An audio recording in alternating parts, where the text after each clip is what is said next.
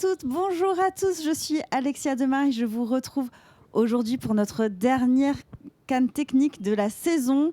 Nous sommes en direct du Festival de Cannes depuis le pavillon de la CST, la Commission supérieure technique de l'image et du son. Et aujourd'hui, pour ce dernier rendez-vous technique de la CST, nous accueillons Guillaume Rogassion, qui est directeur des actions sociales et des relations avec les branches professionnelles chez Audience.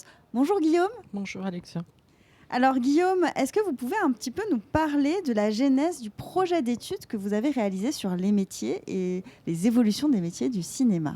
Oui, alors c'est une étude que le groupe Audience réalise déjà depuis un certain nombre d'années à la demande des professionnels, parce que vous le savez certainement, on est le groupe de protection sociale du secteur de la culture au sens large, c'est-à-dire à la fois le spectacle vivant, on n'en parle pas aujourd'hui, mais qui a une place importante au sein du groupe Audience, qui est assis sur quatre jambes, le spectacle vivant, le spectacle enregistré, on en parlera aujourd'hui, parce que le cinéma et l'image en font partie, une part importante dans ce secteur. La presse, bien évidemment, qui est un des piliers historiques du groupe. Et puis, ce qu'on appelle la communication et les loisirs, ce qu'on pourrait appeler un peu l'entertainment à l'américaine, c'est-à-dire des secteurs qui sont aussi dans le milieu culturel, comme les espaces de loisirs, le jeu vidéo, qui n'est pas une branche professionnelle, mais qui gravite autour du secteur de la culture, que nous accompagnons à la fois en retraite complémentaire, en prévoyance et en santé.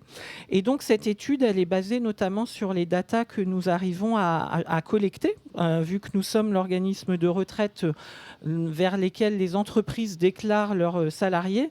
On a un certain nombre de datas qu'on se doit d'exploiter et d'explorer au plus près pour nos professions, parce que ça les aide à justement avoir des données qui sont pas mises en cause, on en parlera dans la méthodologie, et qui peuvent donner du sens, d'autant plus qu'elles sont relativement fraîches par rapport à d'autres organismes qui ont des données mais qui mettent du temps à les compacter ou à les collecter. Nous, on a un décalage, même pas d'un trimestre par rapport aux dates de déclaration des entreprises jusqu'à les études qu'on arrive à mettre en place.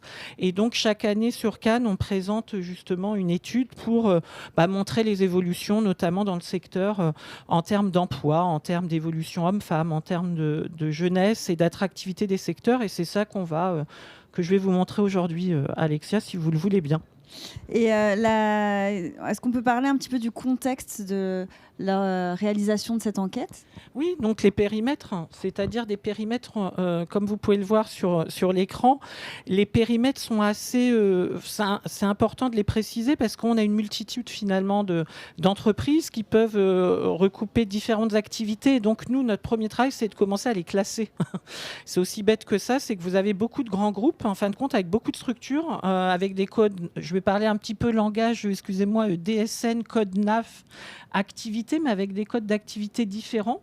Et donc, si on veut donner du sens et être vraiment très fin sur ce qu'on fait, on doit les classer. Donc, vous voyez, des sociétés de production aux activités multiples. Vous voyez le cinéma, l'audiovisuel, vous avez de la programmation de flux, du documentaire, et puis aussi des secteurs qui dépendent directement de la production cinématographique ou pas. Donc, ça, c'est notre périmètre. Et donc, vous me demandiez comment on procède, c'est-à-dire que nous, on a pris le parti de séparer, entre guillemets, la filière image et une filière cinéma. C'est-à-dire dans nos statistiques, vous voyez sur la droite, la filière cinéma, c'est vraiment, et je fais un peu en lien avec ce que disait la CST, d'accompagner justement tous les métiers du début jusqu'à la fin. Sur le cinéma, on part de la production, en passant par bien sûr les éditeurs ou les distributeurs, c'est-à-dire le périmètre de la Fédération nationale des éditeurs français, jusqu'à l'exploitation cinématographique représentée par la FNCF, si je reprends les grandes entités. Là, on s'occupe que du cinéma, et sur la filière image, elle est beaucoup plus large, mais elle concerne uniquement, vous voyez, on ne parle pas de l'exploitation, là on parle directement des métiers propres à la production finalement et aux prestations techniques sur tout le périmètre de la filière image. Et la production cinématographique, si elle est dans la filière image et la filière cinéma, elle est dans les deux. Donc c'est pour ça que vous verrez qu'à chaque fois on fait, il y a une séparation. Vous verrez l'ensemble des données et à la fois un petit bloc image et un petit bloc cinématographique, parce que du coup il faut qu'on les mette dans les deux si on veut donner du sens et avoir vraiment un horizon clair sur le sujet. Donc ça, c'est un petit peu le périmètre. de notre étude. Et donc, ça fait beaucoup de choses. Est-ce que vous pouvez nous parler de la méthodologie que vous avez utilisée ? Oui, alors la méthodologie, elle est assez simple. C'est ce que je disais, ça va aller assez rapidement, vu ce que je voulais expliquer tout à l'heure. C'est comme on est le groupe de protection sociale, de manière automatique, les entreprises déclarent tous les salaires de leurs salariés, qu'ils soient permanents, qu'ils soient intermittents du spectacle, voire pigistes, parce que vous verrez des données sur les pigistes, notamment dans le secteur de l'audiovisuel, où il peut y avoir des pigistes de la presse, c'est-à-dire des journalistes rémunérés à la pige. Voilà. Encore une originalité française, comme ça peut l'être pour les intermittents du spectacle, qu'on gère chez nous, chez Audience, et qu'on connaît très bien. Et donc, du coup, vous voyez, les entreprises déclarent les informations de leurs salariés. Il y a un respect de l'anonymat et pas une remise en cause finalement de ces données, vu que c'est les entreprises qui les déclarent pour leurs salariés. Nous, on fait du traitement et on rattache, vous voyez, les établissements à des secteurs d'activité. C'est là où il y a le travail vraiment de qualification de données.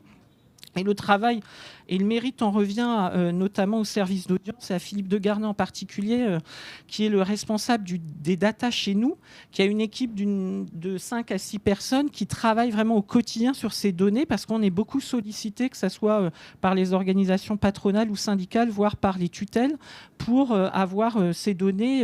Et je parlerai tout à l'heure de données très fines que vous m'avez demandé sur les décorateurs et sur d'autres métiers où on a des données assez fines sur certains pans d'activité, certains métiers spécifiques. Et on peut peut-être présenter les chiffres clés de l'année 2023 ? Oui, justement. Donc, vous regardez, la fin est intéressante. Je vous disais filière image, filière cinéma, c'est-à-dire les chiffres. On arrive finalement, si on prend la filière cinéma, aujourd'hui, à des effectifs aux alentours de 91 000 personnes, 3 400 entreprises. Vous voyez, vous avez je ne vais pas redire ce qui est indiqué, la définition à chaque fois des effectifs, des entreprises, comment on a comptabilisé les intermittents. Vous le verrez vraiment dans le détail. À chaque fois, c'est expliqué. Et donc, ce qui est peut-être intéressant, c'est de regarder justement les effectifs par production. Bien sûr, une domination de la production audiovisuelle avec 132 000 personnes et un nombre d'entreprises importantes, près de 7 000 entreprises de production audiovisuelle comptabilisées. Sur la production cinématographique, 2300 entreprises, 73 000. Et puis des prestats techniques avec un nombre d'entreprises inférieur à 1000, mais qui représentent 30 000 salariés. Donc vraiment un secteur important. Et vous voyez après, bien sûr, des plus petits effectifs, notamment sur la distribution cinématographique avec 2040 personnes comptabilisées. Et puis les exploitants ciné, 16 000 effectifs. Et on en reviendra tout à l'heure. C'est peut-être un des éléments clés de l'étude de cette année, c'est qu'il y a une reprise intéressante, notamment de l'emploi dans les cinémas. Depuis 2019, il y avait une forte baisse liée au Covid et on est revenu au niveau de 2019. Donc c'est bon, ça veut dire que ça repart et que le cinéma et les salles ont encore un rôle essentiel à jouer au niveau de la diffusion en France. Et ces entreprises, est-ce qu'il y a tout type d'entreprises, des entreprises qui sont là depuis longtemps, des entreprises plus jeunes Justement, c'est intéressant la question que vous posez, parce qu'on a fait on a pointé les curseurs sur ces éléments. D'abord, ces éléments d'évolution du nombre d'entreprises. Là, vous verrez aussi dans le document, et je vous inviterai à aller sur le site d'Audience récupérer l'étude. Vous voyez l'évolution depuis 2019 du nombre d'entreprises et de la masse salariale et du nombre de personnes, en fin de compte. Quand vous regardez dans le détail, et avant de répondre à votre question, où ça stagne un petit peu, on est sur le film d'animation, voilà, où il y a finalement une masse salariale, un nombre d'entreprises qui stagne, voire qui est en décroissance sur 2023 et sur le début 2024. Donc voilà, je n'ai pas de cause et de conséquences à donner, c'est juste des faits. Nous, on est là pour donner des faits, on laisse les professionnels des secteurs et les organisations syndicales et patronales interpréter ces données. Nous, on est là justement pour aider aux réflexions. Moi, je ne suis pas là pour faire des interprétations sur les chiffres. Et pour répondre plus précisément à votre question, voilà, les entreprises en activité sur l'ancienneté, vous voyez les chiffres par différents secteurs, production ciné, audiovisuel, films d'animation, avec bien sûr, comme chaque année, l'âge moyen des films d'animation, les entreprises beaucoup plus récentes, mais c'est lié aussi au secteur en lui-même qui est beaucoup plus récent. Vous voyez, une part des entreprises, c'est ça qu'on regarde, de moins de 5 ans ou moins de 3 ans, qui est importante, quand on regarde les autres secteurs d'activité qu'on a chez nous, pas parler de la presse, parce que alors là, là vous trouveriez des résultats pas proches de zéro, mais très, très, très, très bas. Vous voyez notamment sur certains secteurs d'activité une part importante, hein, quand on regarde sur la prod audio, par des moins de 5 ans, 32%, un tiers des entreprises ont moins de 5 ans d'ancienneté.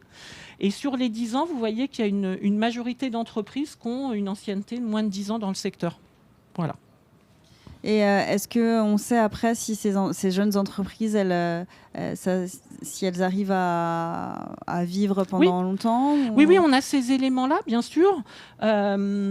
On a notamment, avant, peut-être je peux vous parler excusez-moi, parce que le PowerPoint est fait comme ça, de la répartition par région. Si on doit retenir quelque chose cette année, c'est surtout le fait qu'il y a c'est pas une surprise, il y a une part de représentation des régions qui est de plus en plus importante au fur et à mesure des années, depuis l'année où on fait cette étude.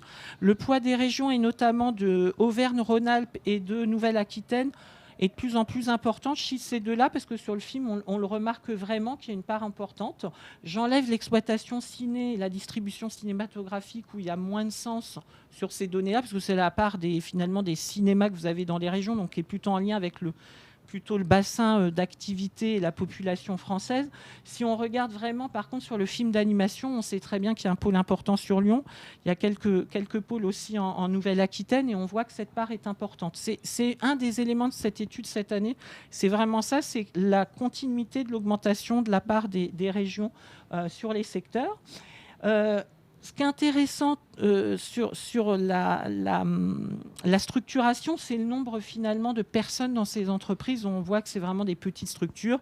Alors on est sur des modèles qui sont assez semblables au spectacle vivant, hein, finalement, qu'on connaît bien aussi. On a pratiquement les mêmes graphiques, avec notamment une part la plus importante, c'est qu'il n'y a pas de permanent, ou qu'il y en a entre 1 et 4. Donc on ne parle même plus de PME, on est vraiment sur les très petites entreprises, des moins de 10 personnes.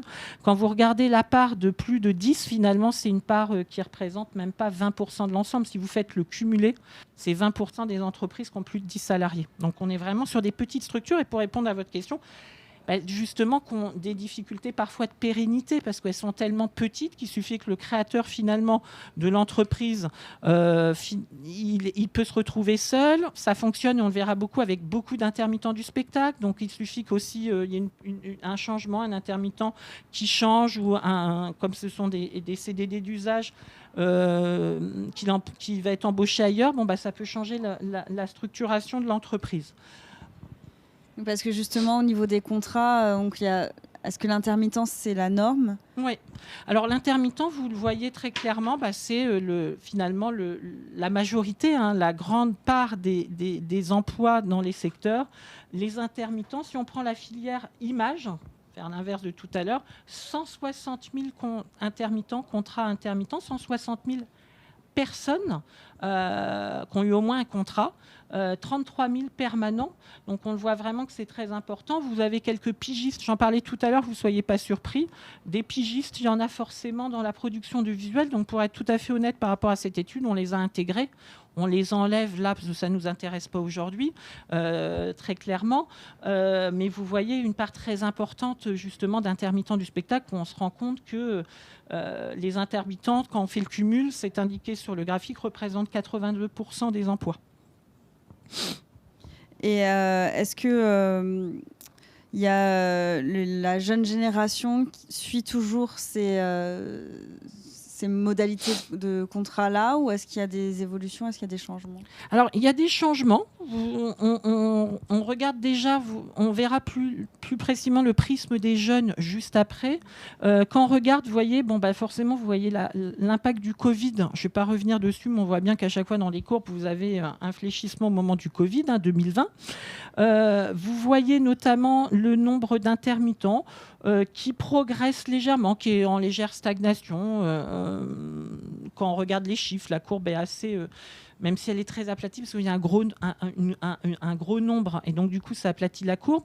Vous voyez aussi que le nombre de permanents progresse plutôt, et c'est pour ça que je vous parlais tout à l'heure du film d'animation, parce que là c'est vraiment un petit peu plus... c'est moins marqué, vous voyez, les graphiques sont plutôt légèrement à la baisse sur le film d'animation, contrairement aux autres secteurs. Voilà.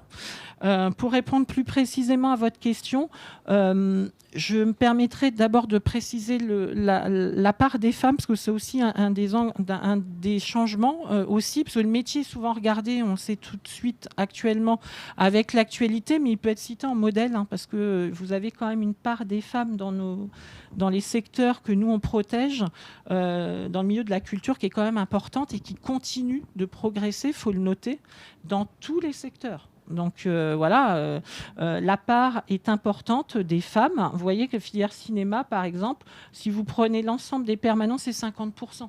Voilà. Donc on est à une parité totale en termes d'effectifs. Sur la filière image, on a 43%.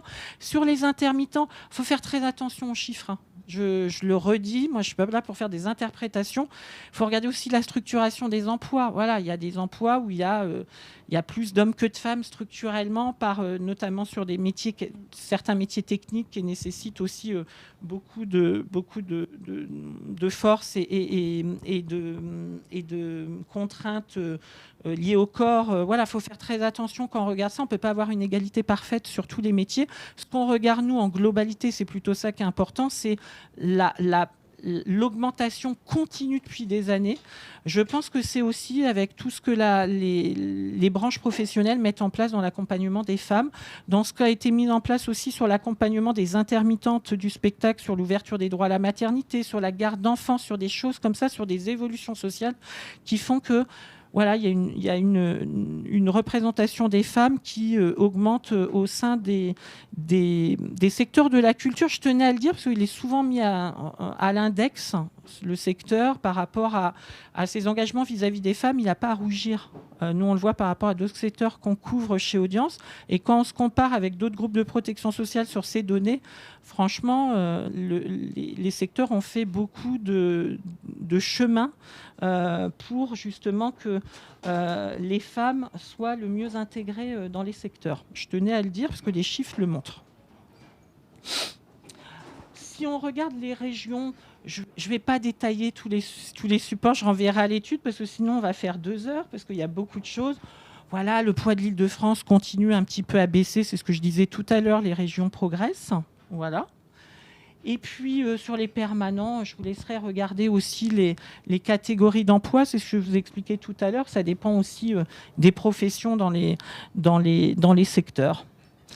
Les intermittents, pareil, avec bien sûr plus d'artistes que de techniciens, mais ça a toujours été le cas. Et c'est la même chose en spectacle vivant. Voilà, même si ça tend à se réduire. On est toujours sur 60-40. Ça fait 20 ans que je suis chez Audience. Ces chiffres-là, ils n'ont pas beaucoup évolué, hein. Voilà.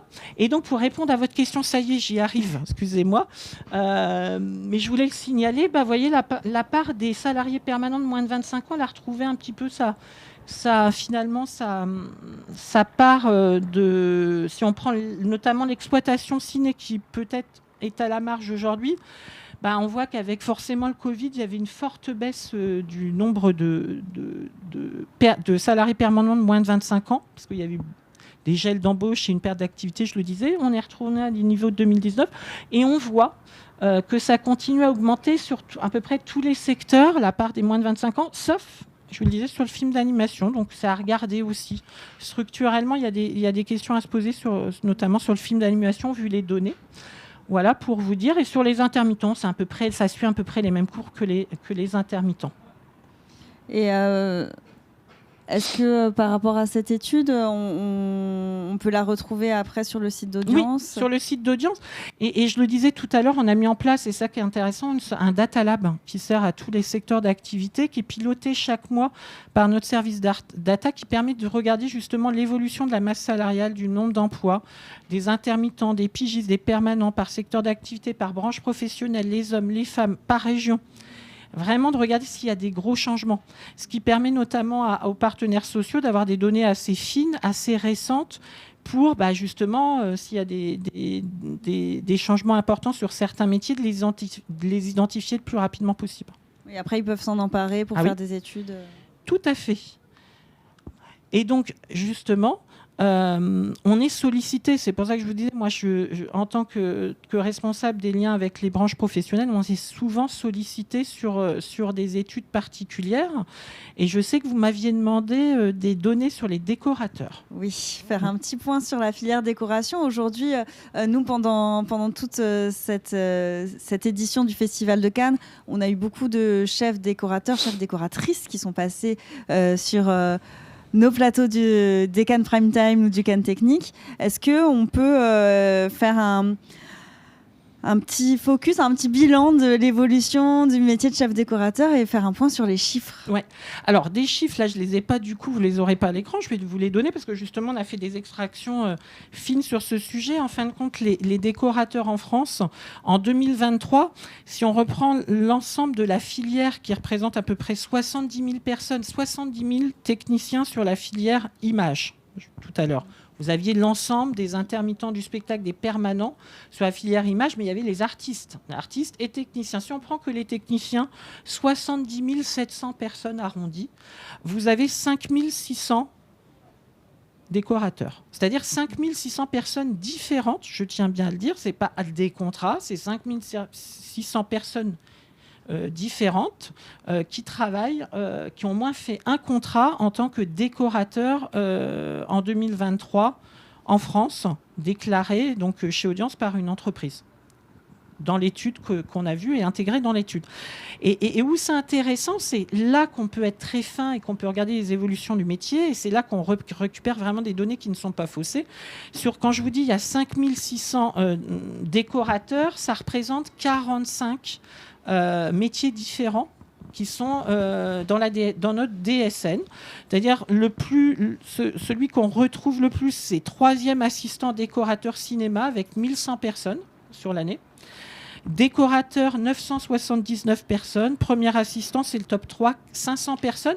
Et après, on décline sur sous-chef, peintre de décor, cinéma, une personne. Vous voyez ce que je veux dire? On a vraiment des qualifications différentes. Et donc, nous, tout notre travail, c'est d'aller mettre dans les bonnes cases tous ces métiers-là. Donc là, on n'est que sur les décorateurs. Nous, on l'a sur l'ensemble des métiers du spectacle vivant, du spectacle enregistré et de la presse. C'est d'aller créer après des gros ensembles pour justement, si on a une demande d'une corporation, par exemple des décorateurs qui vont nous demander quel serait l'impact, par exemple, on parlait de l'IA. Sur la décoration, on n'en sait rien, mais on peut déjà donner des chiffres d'activité comparés.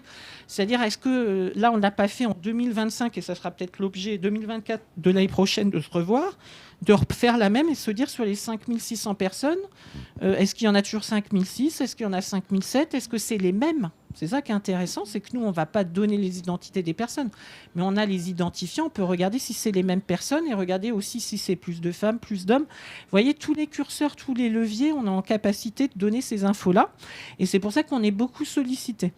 Sur l'intelligence artificielle, parce que c'était une des questions sur laquelle se posent des questions au niveau notamment de la commission, nous, le premier impact, on n'a pas d'impact, on ne va pas commencer à interpréter les choses, ça va venir, mais nous, on doit se baser surtout sur les données. Nous, notre intérêt en tant que groupe de protection sociale au service des professions, c'est d'éclairer finalement les partenaires sociaux, la CST, d'autres institutions sur leurs réflexions, c'est-à-dire sur des données, j'ai envie de dire, qui ne soient pas remises en question, du moins je l'espère. Et donc la première chose qu'on a fait première corporation, je vais dire, qui nous a sollicité sur le sujet. On a bien évidemment la presse qui nous sollicite beaucoup, où il y a des impacts déjà, notamment sur les journalistes, sur l'impact des métiers, parce qu'on peut regarder tous les métiers qui ont disparu depuis 20 ans dans nos données, notamment dans la presse. Il y a des métiers qui n'existent plus, ou sur l'imprimerie. Sur les métiers qui nous intéressent et sur la filière, les premiers qu'on regarde, c'est le doublage. Pour être très clair, avec notamment un communiqué de presse, peut-être que vous avez vu, qui est sorti la semaine dernière, qui a été fait par Les Voix, l'association Les Voix, qui regroupe des doubleurs, notamment des professionnels du doublage, en lien avec le CFA CGT, qui s'interroge et qui interpelle les partenaires, les pouvoirs publics, excusez-moi, sur les conséquences éventuelle des accords signés aux États-Unis l'année dernière sur l'intelligence artificielle qui éventuellement aurait pour conséquence de supprimer un certain nombre d'emplois dans le doublage parce que l'intelligence artificielle reprendrait les voix américaines, par exemple, de George Clooney pour le faire parler en français et donc supprimer tous les artistes qui font du doublage. Et donc nous, ce qu'on peut apporter aux gens qui veulent porter ces sujets-là au pouvoir public, c'est des données. Voilà. Et donc, avec eux, on a déterminé sur le doublage qu'il y avait à peu près 110 entreprises quand même qui travaillaient dans ce secteur, dont une plupart en Île-de-France, et que ça concernait le doublage en France 14 000 personnes quand même, dont 11 000 intermittents du spectacle qui avaient au moins fait un contrat dans le doublage en 2023. Vous voyez, ça, c'est des choses que nous, on peut donner sur des impacts. Voilà. Après, sur les interprétations, ça, c'est pas à nous de le faire. Et au niveau des noms, des titres, des métiers que vous avez référencés, notamment pour la décoration, mais vous le faites pour tous les secteurs, ce sont des informations qui vous sont communiquées par les entreprises, ces titres-là ? Oui. Après, ça provient aussi de la nomenclature des annexes 8 et 10 pour certains de l'UNEDIC, de Pôle emploi, de France Travail maintenant, des régimes spécifiques des intermittents du spectacle où il y a une nomenclature métier. Mais on a aussi des métiers en tant que permanents dans les conventions collectives, bien évidemment. Mais donc ça permet de voir aussi si certains métiers sur ces secteurs-là, sur ces particularités, lesquels on doit plus surveiller si on voit les impacts de l'intelligence artificielle ou d'autres. Parce qu'il n'y a pas que l'intelligence artificielle. On peut aller très finement là-dessus. Si on voit d'autres nomenclatures arriver et certaines disparaître. Exactement, voir les évolutions des nomenclatures, vous avez tout à fait raison. Et que nous, notre travail, c'est justement de faire des corps plus importants de métiers. Vous voyez, parce que si on commence à regarder une personne qui va être, je vais reprendre un autre exemple, chef d'atelier décor, j'en ai 12. Bon, voilà, 12. Il faut peut-être qu'on les regroupe avec d'autres. J'ai 15 peintres décorateurs, mais j'ai 36 chefs menuisiers, j'ai 39 peintres en lettres de décor cinéma. Vous voyez, on est vraiment dans le détail. Donc, si on ne regroupe pas, notre travail, c'est de regrouper pour avoir des plus grosses, finalement, des plus grosses données. Parce que si vous commencez à défendre, à aller dire, oui, mais il y a 46 tapissiers en France qui ont eu un contrat, il faut qu'on les regroupe pour donner du sens et aboutir à 5600 personnes qui travaillent en tant que chef décorateur, menuisier, mais dans le décor, dans nos filières. Ça a plus de sens. Et dans le cadre de cette étude sur le métier de décorateur, vous faites aussi une différence entre la parité homme-femme On peut le faire. Là, on n'a pas été aussi loin parce que justement, ça prend du temps. Toutes les études qu'on fait, on est sollicité. Je le disais tout à l'heure sur moi, en tant que directeur des relations avec les branches, on est énormément sollicité par les branches professionnelles pour faire les rapports de branche, que ce soit pour le spectacle enregistré, mais le spectacle vivant, sur la presse, sur les autres secteurs. Je vous dis, ça mobilise chez nous environ 6 ETP au service des professions pour des études plus ou moins complètes, c'est-à-dire qui peuvent aller d'un panorama, comme je viens de vous dire, d'un décompte finalement du nombre de personnes à des données très très très fines, c'est-à-dire par région, par département, qui nous sont commandées par certaines branches professionnelles, par certains syndicats, par certaines institutions. Donc c'est en fonction de la demande. La demande et puis nous, nos moyens aussi chez Audience. Voilà, donc on a un directeur général que je tiens à saluer et qui aurait aimé être là pour la faire à ma place, Frédéric Oliven, qui était là la semaine dernière, qui est très attaché à ce service-là, qui à mon avis, en tant que groupe de protection sociale professionnelle, est un peu notre cœur de réacteur. C'est-à-dire que nous, on doit alimenter, c'est nos services plus, on doit alimenter les professions dans leur réflexion. On a des données que les autres n'ont pas, donc c'est quand même une source très importante qui ne sont pas pour nous. Nous, on n'est pas propriétaire de ces données. On est propriétaire légalement et réglementairement, mais elles sont pour les professions pour faire justement évoluer un certain nombre peut-être de leurs pratiques, prendre en compte un certain nombre de données dans leur environnement, par exemple des changements, vous le disiez tout à l'heure, ça interroge, on partage beaucoup avec nos camarades, parce qu'on est très liés de l'AFDAS. Je sais que Jacques était là à ma place la semaine dernière avec Jacques Aubert de l'AFDAS. On travaille beaucoup avec aussi, on s'interroge beaucoup avec France Travail, avec Thalys Santé, qui sont des partenaires évidents, justement, et ces données-là, ça permet d'abonder, d'amorcer des réflexions au sein de ces institutions-là aussi. Oui, Jacques Aubert qui nous a parlé d'une étude qu'ils ont réalisée sur l'évolution des métiers en rapport avec l'IA et qui sont des études qui commencent à se faire, mais comme vous le précisiez tout à l'heure, c'est trop tôt pour pouvoir encore les analyser finement. Oui, puis Jacques, on travaille bien évidemment ensemble. Eux, ils ont ce regard qualitatif sur les métiers en tant qu'opérateur de compétences. Nous, on a du quanti, finalement. Alors après, on peut aussi analyser le quanti, on fait un peu de qualitatif, vous voyez, on ne donne pas que les données brutes.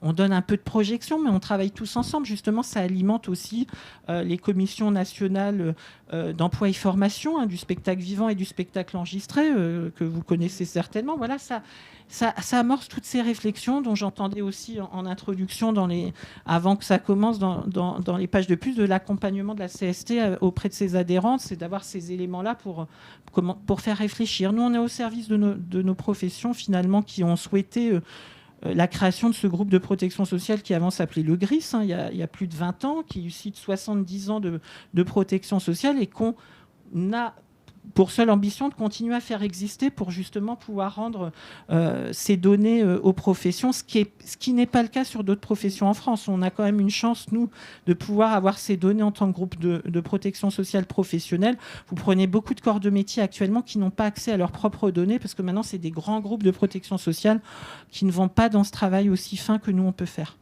Oui, ce sont des informations précieuses pour tout le monde. Merci Guillaume. Donc, on le rappelle, l'étude est disponible en ligne sur le site internet d'Audience. Sinon, vous tapez Datalab Audience sur n'importe quel moteur de recherche, parce que je vais se faire très attention à ne pas les citer des noms en plus de propriétés étrangères. On va faire très attention là-dessus. Et donc, sinon, vous avez le contact aussi pour plus de précision, notamment mes coordonnées, bien sûr, sont à votre disposition. Puis vous avez les coordonnées mail, vous voyez, de notre chef du Datalab, Philippe Degardin, chez Audience. Et on est à votre disposition pour répondre à toute question. Et tout de suite, on est à la disposition du public et des personnes en ligne pour répondre à vos questions. Il y a un micro qui circule si vous avez des questions. Oui. Bonjour, j'avais une question par rapport à ce que vous avez fait du coup tout à l'heure, à apporter les précisions par rapport au métier de décorateur.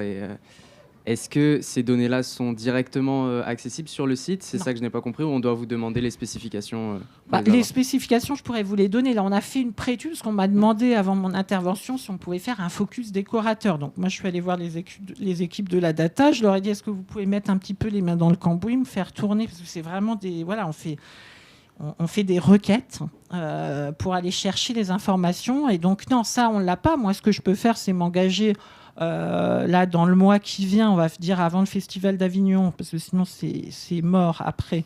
On va dire d'ici fin juin, de transmettre à Baptiste, notamment à la CST, un document recto verso avec l'ensemble des données et un petit peu d'analyse sur les décorateurs. Parce que là, je suis venue vraiment avec... Je peux vous dire, un échange de mails que j'ai eu juste en amont au plus près, parce qu'il voulait vraiment avoir des données assez fraîches et être sûr des données qu'il fournissait. Voilà. La donnée que je peux vous donner en plus sur la masse salariale, parce que nous, on n'a pas d'éléments sur d'autres choses, c'est la masse salariale concernant les décorateurs. C'est-à-dire, ça représente quoi la masse salariale des métiers déclarés concernant le décor ?